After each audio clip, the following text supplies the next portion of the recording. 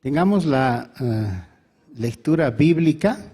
Acompáñenme a leer, por favor. Es un pasaje un poquito largo, pero creo que muy valioso. Éxodo 3,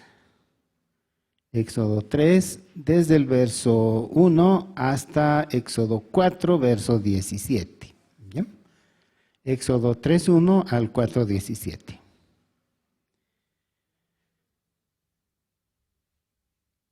Apacentando Moisés las ovejas de Yetro, su suegro, sacerdote de Madián, llevó las ovejas a través del desierto y llegó hasta Horeb, monte de Dios. Y se le apareció el ángel de Jehová en una llama de fuego en medio de una zarza. Y él miró y vio que la zarza ardía en el fuego y la zarza no se consumía. Entonces Moisés dijo: iré yo ahora y veré esta grande visión. ¿Por qué causa la zarza no se quema? Viendo Jehová que él iba a ver, lo llamó Dios de en medio de la zarza y dijo: Moisés, Moisés. Y él respondió: heme aquí. Y dijo: no te acerques, quita tu calzado de tus pies, porque el lugar en que tú estás, tierra santa es. Y dijo: yo soy el Dios de tu padre, Dios de Abraham, de Isaac, de Jacob. Entonces Moisés cubrió su rostro porque tuvo miedo de mirar a Dios.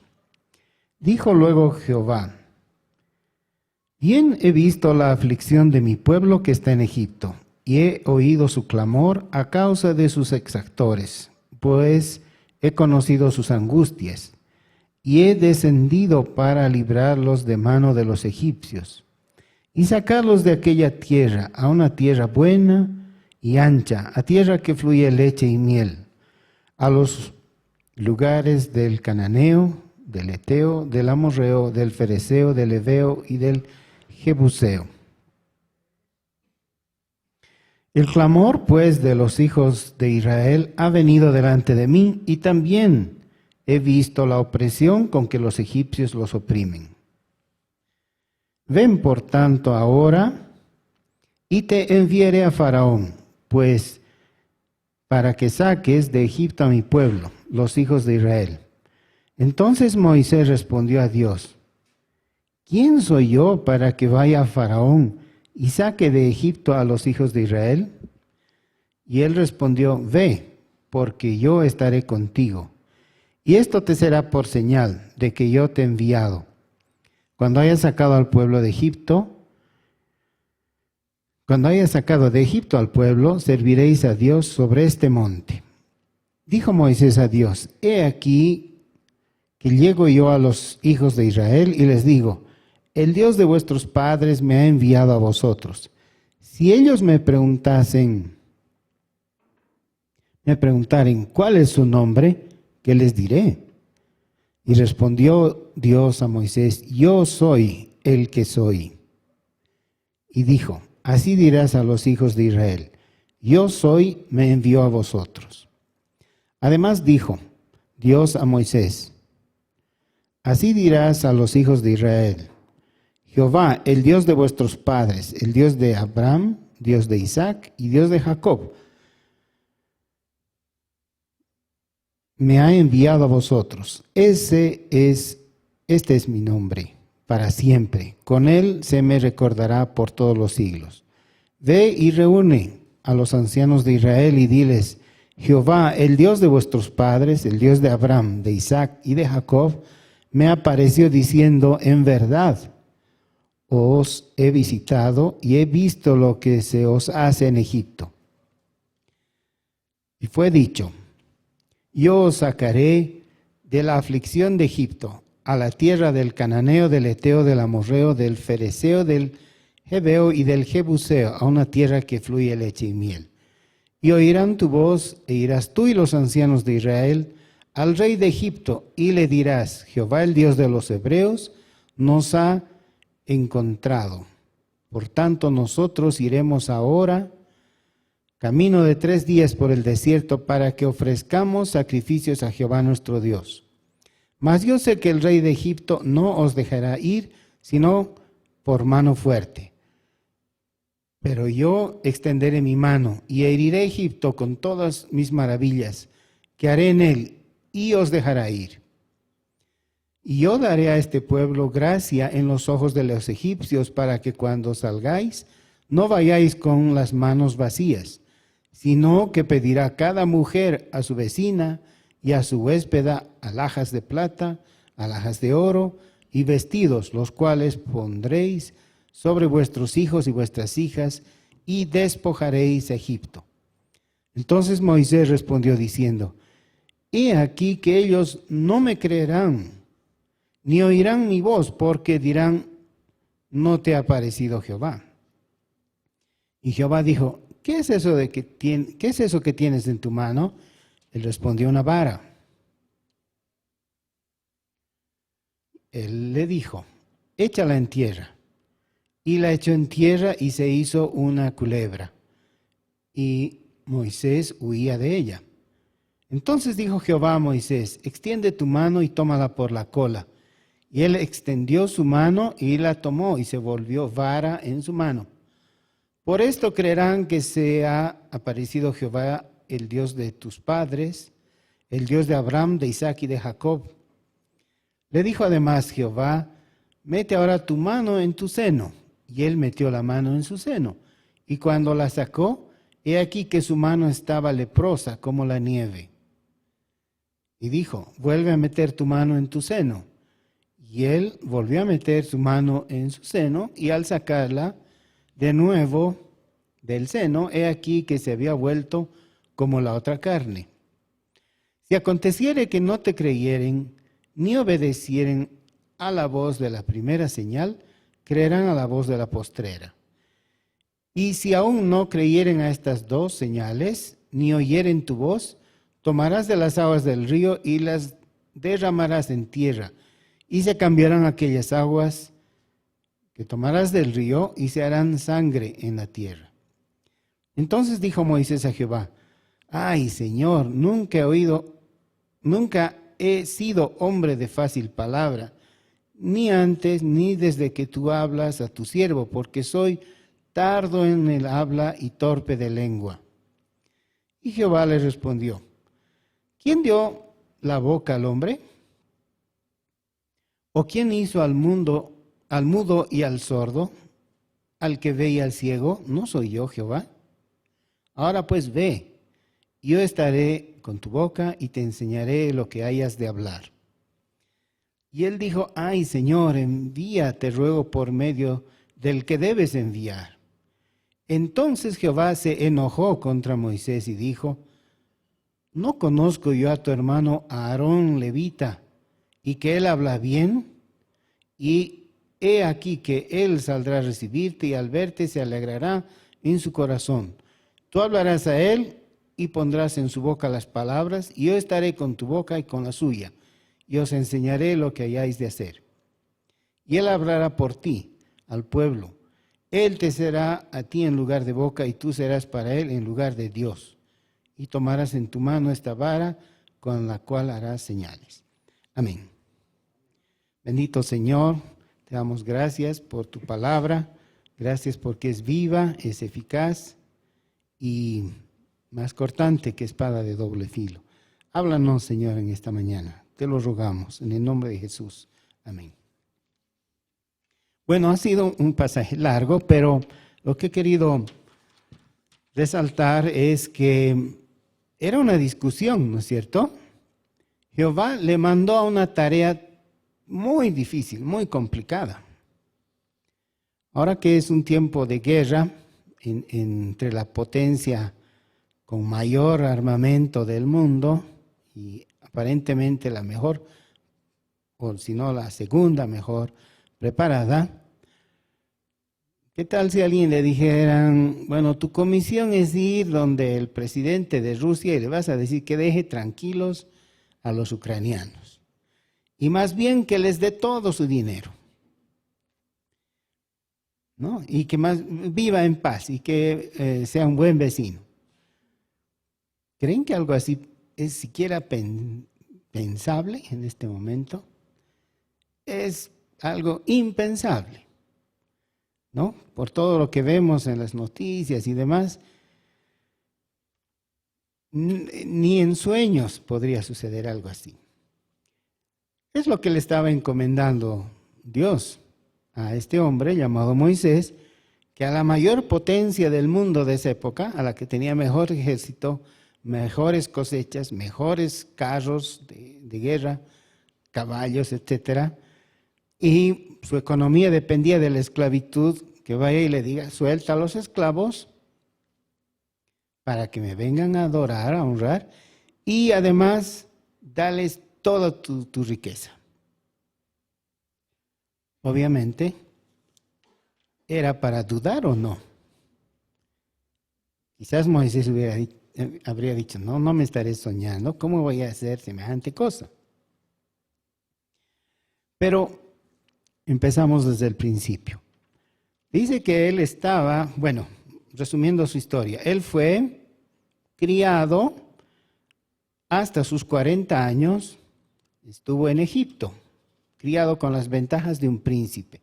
Entonces, en ese tiempo, seguramente aprendió idiomas, aprendió estrategia, aprendió el arte de la guerra, aprendió cultura, política, relaciones exteriores, etc. Debe aprender todo eso, que es lo que aprendían los príncipes.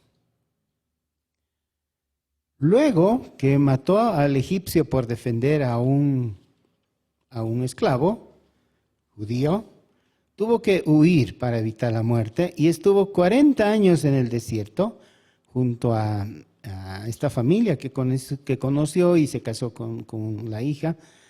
40 años pastoreando ovejas. Así que de lo que hubiese aprendido en esos primeros 40 años, los siguientes 40 años quizás ya no le servían mucho, ¿no? Estrategia, idiomas, etcétera, para unas cuantas ovejas que eran su compañía. Cualquiera pensaría, bueno, esa era mi vida anterior, esta es mi nueva vida. Y quizás a muchos de nosotros nos ha pasado algo similar. Recuerdo mis primeros trabajos y luego cuando estuve en otros que no eran tan bien remunerados, decía, soñaba, ¿no? Y antes era mejor. Cuando tiene 80 años y quizás a punto de, entre comillas, jubilarse, ve la zarza ardiente. ¿Y qué había en la zarza ardiente? Aparte del fuego. Dice que ahí estaba el ángel de Jehová, con mayúscula. El ángel de Jehová, Jesucristo. Él lo llamó, ¿no? Y le dijo, y enseguida dice, y Jehová le dijo, una vez más para reafirmar la relación entre el Padre y el Hijo. El ángel de Jehová estaba y Jehová le dijo. Muy bien, lo comisionó a algo complicadísimo para ese tiempo, ese lugar, aún para nuestros tiempos, algo muy difícil. Le llamó ¿para qué le llamó? Convocó a Moisés para que saque al pueblo de Egipto, ¿no? El pueblo estaba sufriendo, habían clamado, dice que ¿cuánto tiempo estuvieron más o menos ahí en la esclavitud? Estuvieron como 400 años, ¿no? Seguramente de mal en peor. Pero dice Jehová que él oyó el clamor de su pueblo, más de una vez. Las oraciones tienen resultados. Tal vez tarden 400 años, tal vez 70, pero el Señor escuchó el clamor de su pueblo y le concedió que Moisés los libre con mano poderosa, con la ayuda de Jehová. En realidad era Jehová con la ayuda de Moisés,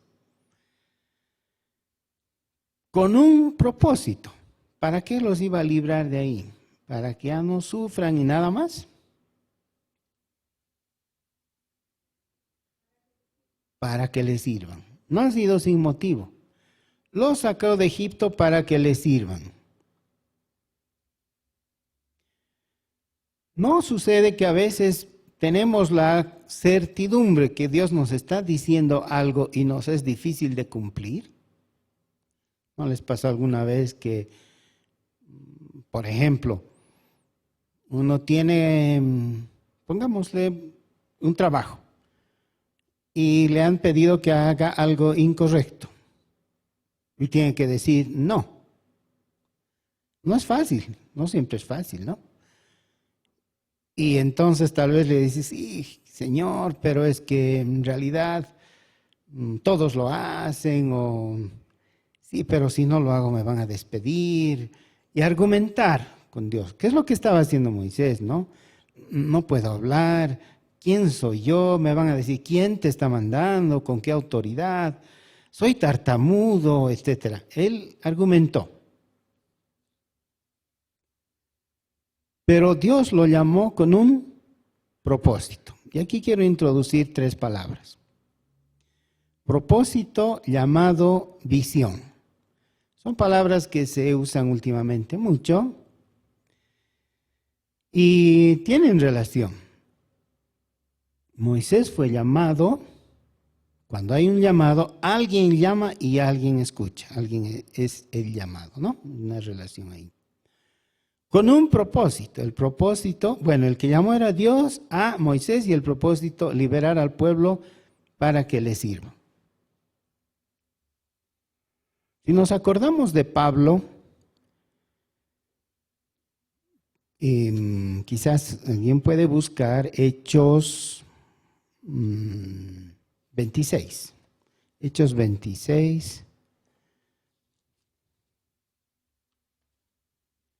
Versículo 15. Y entonces dije, es Pablo que está explicando, ¿no? Y entonces dije, ¿quién eres, Señor? Y el Señor dijo, yo soy Jesús, a quien tú persigues. Pero levántate y ponte sobre tus pies, porque para esto he aparecido a ti, para ponerte por ministro y testigo de las cosas que has visto y de aquellas en que me apareceré a ti, librándote de tu pueblo y de los gentiles a quienes ahora te envío, para que abras sus ojos, para que se conviertan de las tinieblas a la luz y de la potestad de Satanás a Dios, para que reciban por la fe que es en mí, perdón de pecados y herencia entre los santificados. Otro llamado terrible, ¿no? Al que era justo del equipo contrario, dicen, ven, ahora eres de este equipo. Y no solamente eres de este equipo un jugador más, un miembro más, eres el comandante. Tienes que ir y justamente romper lanzas con tus anteriores relaciones. Tienes que explicarles que estaban equivocados.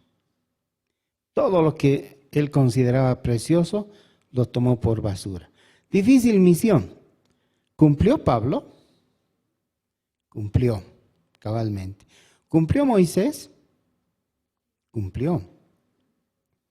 Si venimos más aquí a estos tiempos, al siglo XX, había un pastor llamado Martin Luther King en Estados Unidos.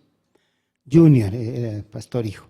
Y él, por el año 60, los años 60, más o menos el 63, pronunció un discurso famosísimo que se llama Tengo un sueño.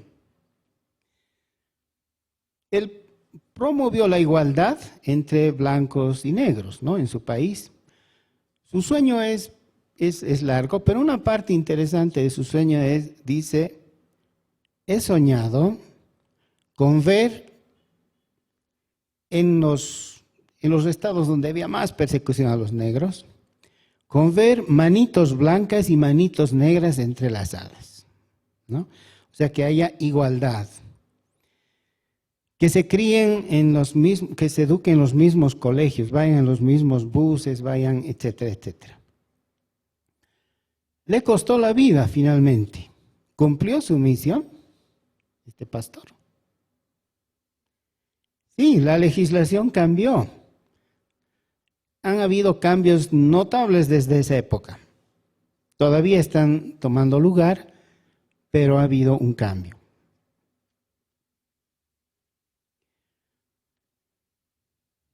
Cuando si recuerdan, hace unas semanas vimos el llamado de los diáconos.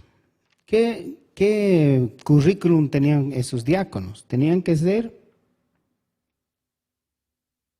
de buen testimonio, llenos del Espíritu Santo y de sabiduría.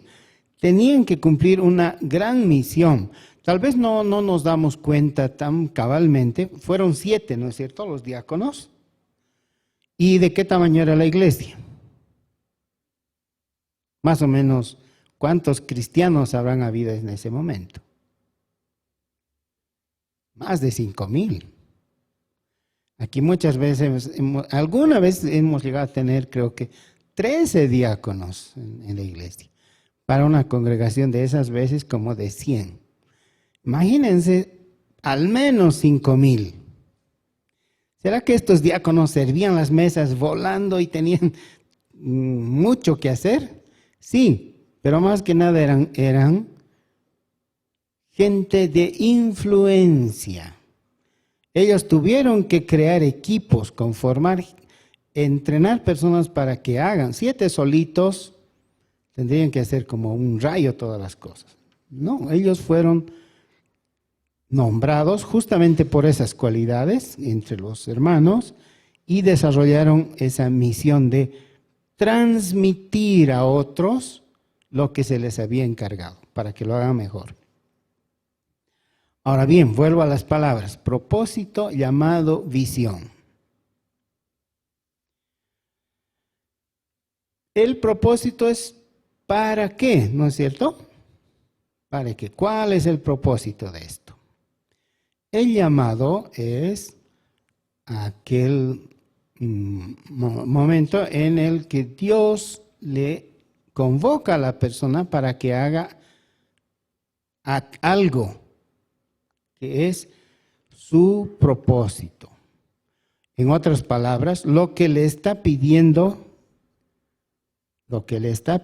que haga o a lo que se debe dedicar esa persona. Ya es el propósito. Para el propósito lo ha equipado desde que nació. Con el llamado le dice, bueno, ahora es tu turno. Y la visión, esa persona que ha sido llamada, que ya conoce su propósito, ahora establece una meta. ¿Hacia dónde voy a ir? ¿Cuál es el resultado final? ¿No? Esa es una visión. Tenemos llamado, tenemos propósito. En nuestras vidas personales, creo que hay la tendencia a confundir profesión con propósito, ¿no? Entonces, digamos que uno estudió, no sé, administración. ¿Y cuál es tu propósito? Ser administrador. No necesariamente. O digamos que estudió en el magisterio. ¿Cuál es tu propósito? Enseñar niños. Sí, pero no necesariamente. No es solamente eso, ¿no? Y como ligamos mentalmente propósito con profesión, llega un momento en que tal vez decimos, ya me voy a jubilar, ¿no? Ya cumplí, ya tengo tal cantidad de años, entonces dejo el trabajo. ¿Será que también dejamos nuestra obra para el Señor? Dice la palabra que este cuerpo se nos va envejeciendo, se va deteriorando, pero que el hombre interior se va renovando. Entonces, conforme transcurren los años, ese hombre interior se va renovando, o lo que podríamos decir quizás rejuveneciendo, va aprendiendo más, va teniendo más experiencia, su influencia crece. Si solamente pensamos en el hombre exterior, claro, decimos que ya está ahí con ciertas limitaciones de movilidad, ciertas limitaciones de todo tipo. Y entonces, ¿para qué será que vive? Dice que Moisés, cuando él, eso dice la palabra, cuando fue tiempo de que termine su misión en la tierra, tenía 120 años. 40 estuvo en Egipto como príncipe, 40 en el desierto como pastor y 40 en el desierto caminando con los judíos rebeldes que tuvieron que dar vueltas 40 años. Cuando se cumplieron sus 120 años, su vigor estaba intacto. Él estaba como un joven. Subió al monte y durmió. No es que se fue envejeciendo y con su bastoncito estaba dirigiéndolos por el desierto. Esa es la visión humana. Dice que estaba en la plenitud de su vigor. ¿Quién da el vigor? Dios. Mientras cumplamos el propósito que Él tiene para nosotros, obedezcamos a su llamado, Él se va a encargar de nuestras necesidades, de nuestras limitaciones. Si utilizamos, no podemos, pero si intentamos utilizar a Dios como nuestro asistente, como nuestro auxiliar, yo tengo mi plan, Señor, bendícelo. Mi plan es, digamos, quiero tener una gran mansión, Señor, bendice mis finanzas. Que me rebaje el precio, Señor, pon gracia, que me conceda esta mansión. No, no es así. No es así, es al revés. Señor, ¿qué quieres que haga? Y el Señor te va a dar los instrumentos necesarios para cumplir ese tu propósito para el cual fuiste llamado. Es más, creado. No existimos por casualidad, ¿no es cierto? Nos parece. Por ejemplo, cuando dos personas se casan,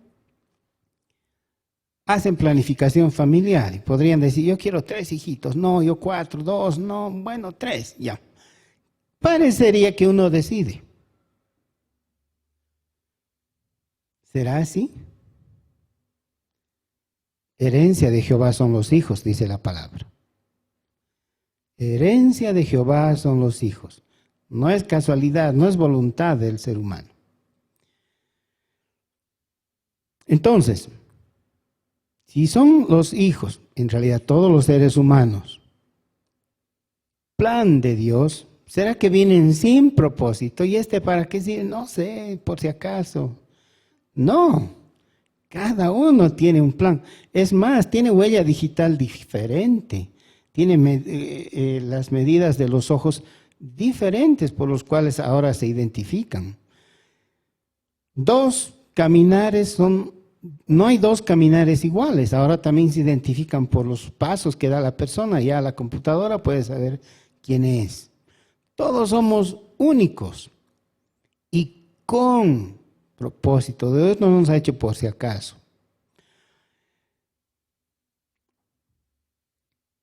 En este tiempo que nos concede estar en la tierra, si nuestro enfoque es nuestro plan, mi plan, esto es lo que quiero hacer, esto voy a estudiar, ¿para qué? Bueno, para tener trabajo. ¿Y para qué trabajo? Para que mis hijos estudien. ¿Y para qué van a estudiar? Para tener dinero. ¿Y para qué? Para que mis nietos estudien. No tiene sentido eso, ¿no? Vivimos para el Señor. Todo lo demás se tiene que alinear. Nuestra profesión, nuestros gustos, nuestras metas, etcétera. Tenemos que buscarlas en Él. No al revés. Él no es nuestro ayudante. Nosotros somos hechos por Él y para Él. Como este pueblo que iba a ser liberado, no para que tengan unos lindos terrenos en la tierra prometida, para que les sirvan, ¿no? Y Dios está actuando. Y todas estas personas, hemos mencionado algunas, pero en la medida que determinan cuál es su propósito, para qué existen, entonces pueden trazar mejor una visión. Es decir, yo voy hacia allá, ¿no? Y les animo a no jubilarse, porque eso es de la Ley General del Trabajo, eso es creación humana. El ser humano ha sido creado por Dios, le ha dado una fecha de llegada, una de salida, y se espera que cuando termine sus funciones se vaya. Hablando con mis papás, que ya están bastante mayores, muchas veces su pregunta, ¿y para qué vivo y tan larga mi vida y todo eso? Bueno, es que nada pueden hacer, no, nada podemos hacer, ni siquiera pueden orar por mí. No, claro, hijo, podemos. Bueno, pues ahí está, parte de su función. Han cambiado tal vez los términos, pero tienen muchísimo que hacer aún. Y cuando hayan acabado, bueno, el Señor les dirá, ven al reposo de tu Señor. Cada don, cada cosa que nos ha dado Dios, así va a recibir en un futuro una evaluación de cómo la hemos usado. Eso dice la parábola de los talentos, ¿no? Bueno, tú eras sano. ¿Qué has hecho con tu salud? Tú naciste en en la capital de Bolivia, has recibido esta instrucción, relaciones, colegio, etcétera. ¿Qué has hecho con eso? Como en todo lo que hace el Señor, al final hay un tiempo de evaluación, de rendición de cuentas. Aún la ley boliviana, ¿no?, contempla rendiciones de cuentas para determinados funcionarios en determinados tiempos. ¿Qué pasó con lo que recibiste? ¿Despilfarraste tu juventud? ¿Despilfarraste tu belleza física, digamos? ¿Despilfarraste tu conocimiento? ¿O alineaste en el plan perfecto de Dios? Le has preguntado, ¿para qué estoy aquí, Señor? ¿Qué debo cumplir? No ahorrar, no hacerse tesoros en la tierra. Dice, no os hagáis, literalmente dice, no os hagáis tesoros en la tierra, donde la polilla y el orín corrompen, sino en el cielo. Eso no significa que seamos pobres. No quiere decir que seamos pobres. Quiere decir que no enfoquemos nuestra mirada en la riqueza material. El Señor nos va a dar lo que necesitemos a su tiempo y a veces en abundancia. En abundancia. Alguna vez les comenté aquí de un hombre que conozco en Estados Unidos que dice, ya no sé qué hacer con tanto dinero y tengo miedo, tiemblo, porque negocio que emprendo, negocio que prospera. Y sé que debo rendir cuentas a Dios. Y entonces él es una persona que da muchísimo, invierte en la lucha contra la pobreza, ¿no? Pero sí, hay responsabilidad en lo que tenemos. No es para disfrutarlo solamente. Disculpen. Entonces, concluyendo, la iniciativa la tiene Dios. Él es el que nos llama. ¿Qué debiéramos hacer para oírle? ¿Será que nos va a hablar audiblemente? Tal vez sí, pero es muy poco probable. Jaime, ven, te he llamado para esto. Tal vez en sueños, no sé. Pero lo más probable es que uno, viendo su historia, sepa hacia dónde está yendo, ¿no? Y cuáles son sus activos. ¿Qué es lo que ha avanzado en su vida? Y tenemos que preguntarle, Señor, ¿para qué todo esto? ¿Qué debo hacer? ¿Cómo te puedo servir? ¿No será que hemos pasado cerca de alguna zarza ardiendo y no nos dimos cuenta? Que el Señor nos bendiga y nos dé claridad para conocer nuestro propósito, oír su llamado y que podamos crear una visión para nuestra vida, que en muchos casos influye en muchísimas vidas y como vemos, aún naciones, ¿no? Oremos, hermanos. Señor, te damos gracias por tu palabra, que es tan buena, tan clara, tan viva. Ayúdanos, Señor, a hacer una introspección en nuestras vidas. Que podamos entender, Señor, para qué nos has hecho individualmente. ¿Cómo podemos servirte? Que escuchemos tu llamado, Señor. Como en tu palabra, cuando decías a la iglesia de la Odisea, yo estoy a la puerta y llamo. Si alguno oye mi voz, abre la puerta, yo entraré y cenaré con él y él conmigo. Que podamos ser así, Señor, que abramos la puerta a tu llamado y podamos entender cuál es tu voluntad para nosotros. Y podamos soñar con grandes cosas, llegar lejos por ti, Señor. En el nombre de Jesús. Amén.